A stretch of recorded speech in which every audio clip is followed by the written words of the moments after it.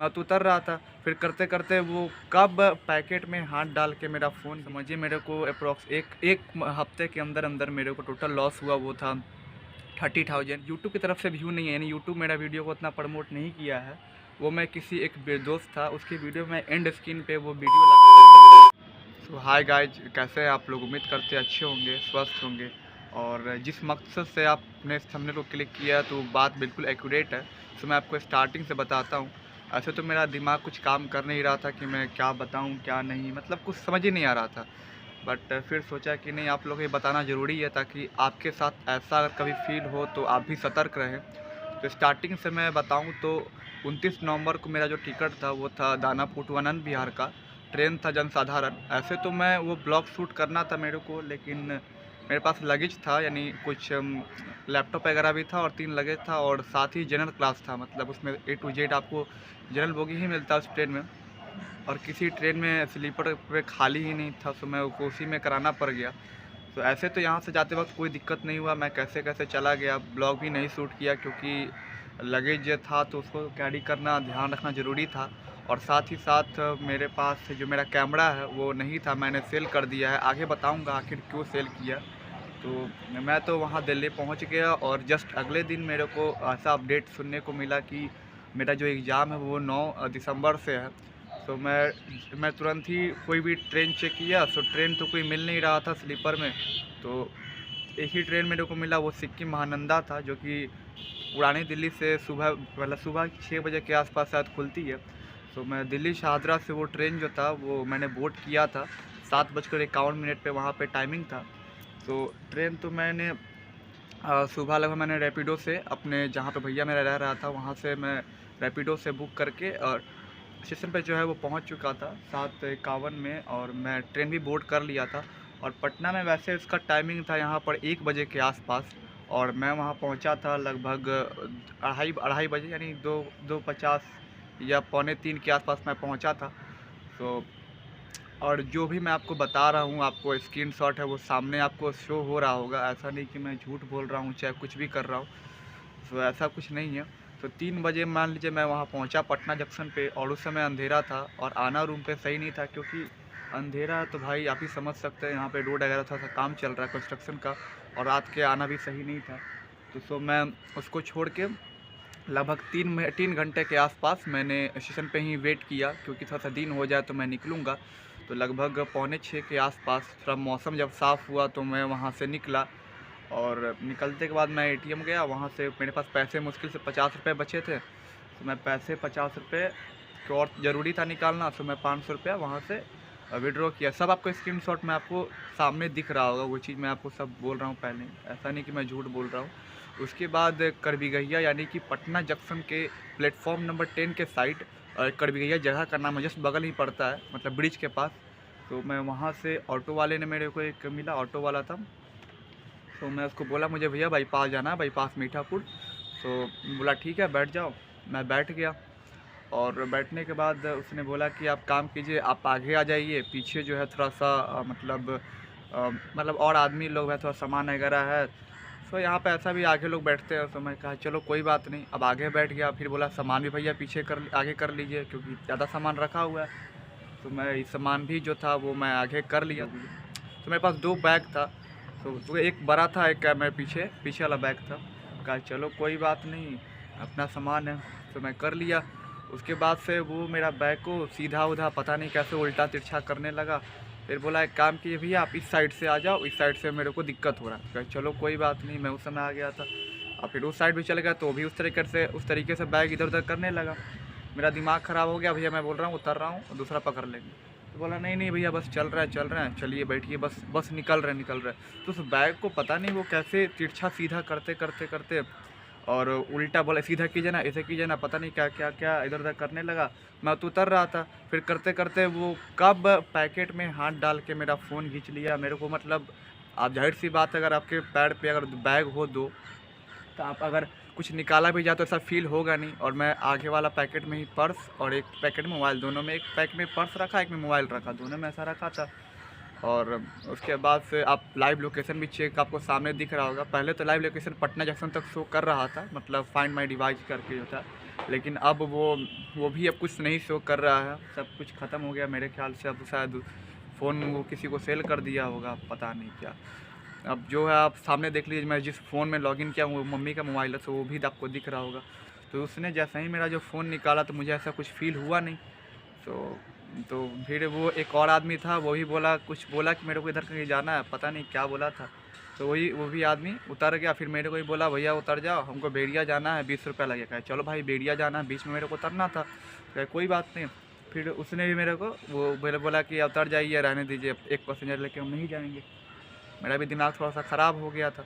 और जाहिर सी बात है, अगर आप रात भर सोए नहीं हो, रात भर आप जगे नहीं हो, तो उस समय भी आपका ऐसे ही आप मतलब दिमाग सही से काम करेगा नहीं, क्योंकि आपको बस घर पहुंचने का जल्दी होगा। तो मैं जल्दी जल्दी वहाँ से निकल गया। वहाँ जैसे ही उतरा तो उसके बाद मैं दूसरा ऑटो जो था वो मैं खोजने लगा कि भाई जाए बाईपास तरफ, तो मैं दूसरा ऑटो पकड़ूँ।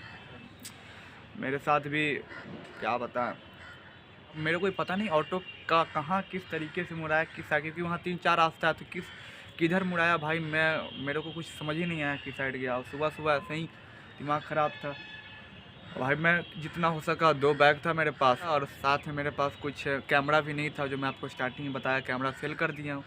तो मैं जैसे ही फिर उसके पीछे 2 बैग लेके, बैग भी छोड़ के भागना सही नहीं था, क्योंकि अब बैग छोड़ के जाए तो इधर बैग भी पार हो जाएगा, उधर सब कुछ ख़त्म हो जाएगा।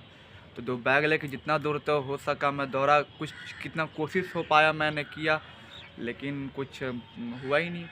बस फिर 1-2 लोगों से मैंने हेल्प भी मांगा, फिर उन्होंने कुछ मेरा बात सुना ही नहीं। मैं क्या बोल रहा था उस समय, मेरे को कुछ समझ ही नहीं आ रहा था मैं क्या बोल रहा हूँ। मैं बोला भैया मोबाइल चोरी हो गया, कुछ हेल्प करो, कोई समझ ही नहीं आ रहा था।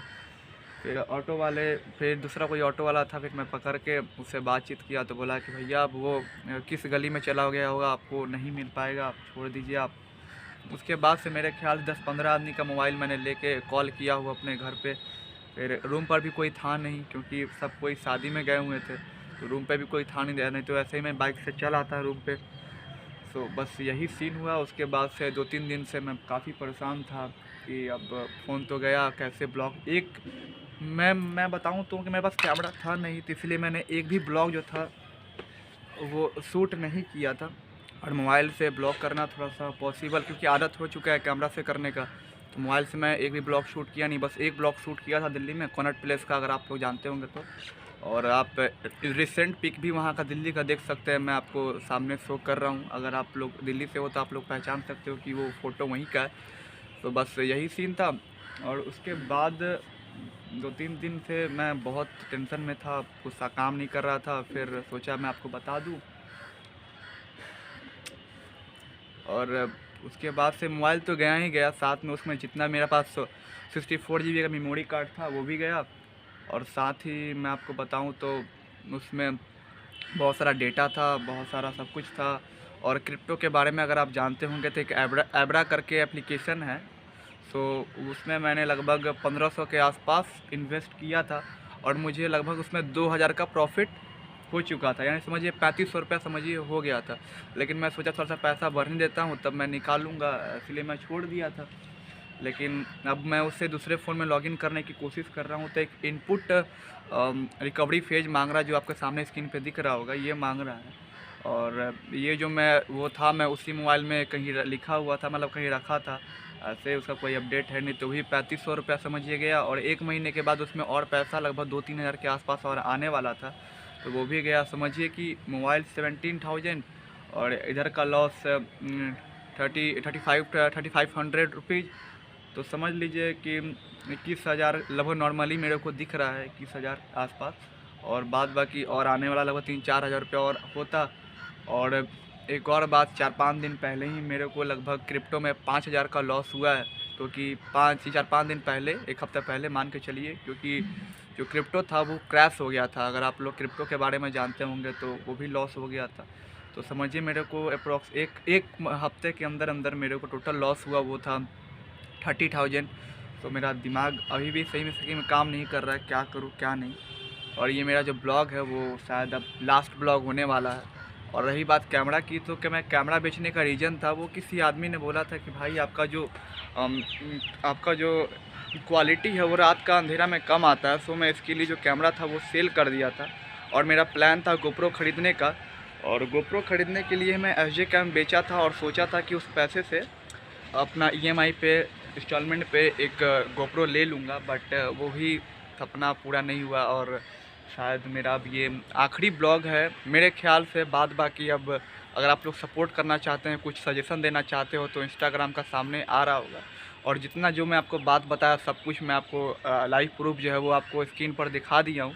तो उम्मीद करते हैं कि आपको मतलब जो इन्फॉर्मेशन दिया, और आपके साथ अगर कभी ऐसा फील हो कि ड्राइवर कुछ उल्टा सीधा या फिर आप कहीं भी ट्रैवल करें तो अपना सामान लगेज का ध्यान रखें। तो मैं भी लगभग मैंने सब कुछ सही किया, सब कुछ जो मेरे अनुसार से था सब कुछ मैंने बेस्ट किया। बट धोखे से मोबाइल निकालना, अब तो क्या बोले भाई, अब डेटा गया, सब मेमोरी गया, उसमें बहुत जगह पे 1-2 जगह पे इन्वेस्टमेंट था वो भी चला गया। और अभी तो 2-3 दिन में मेरे को बस इतना समझ में आया कि ये चीज़ गया है। बाद बाकी फ्यूचर में मेरे को लगता है बहुत कुछ उसमें और होने वाला है, वो भी चला गया।